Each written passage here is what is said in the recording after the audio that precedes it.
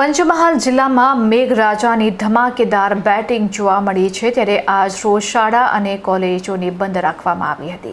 જિલ્લામાં ક્યાંક ધીમી ધારી તો ક્યાંક ધોધમાર વરસાદ વરસ્યો હતો, જેને પગલે લાંબા સમયથી વરસાદની રાહ જોઈ રહેલા સ્થાનિક ખેડૂતોમાં આનંદની લહેર ફરી વળી છે। જિલ્લાના શહેરા અને હાલોલ તાલુકામાં અતિ ભારે વરસાદ નોંધાયો છે, જેમાં શહેરા તાલુકામાં 4 ઇંચ અને હાલોલ તાલુકામાં 3 ઇંચ વરસાદ વરસ્યો છે। રાત્રિ દરમિયાન વરસેલા આ ભારે વરસાદને કારણે મુખ્ય માર્ગો તેમજ નીચાણવાળા વિસ્તારોમાં પાણી ભરાઈ ગયા હતા। જો કે સવારથી વરસાદનું જોર ઘટતા અને વરસાદ બંધ થતાં ભરાયેલા પાણી ઓસરવાની શરૂઆત થઈ ગઈ છે, જેનાથી લોકોને રાહત મળી છે। બીજી તરફ હવામાન વિભાગની ભારેથી અતિ ભારે વરસાદની આગાહીને પગલે પંચમહાલ જિલ્લા વહીવટી તંત્ર એક્શન મોડમાં આવી ગયું છે। તંત્ર દ્વારા જિલ્લાને હાઈ એલર્ટ પર રાખવામાં આવ્યું છે અને સાવચેતીના ભાગરૂપે તમામ શાળા અને કોલેજોમાં 1 દિવસની રજા જાહેર કરવામાં આવી છે।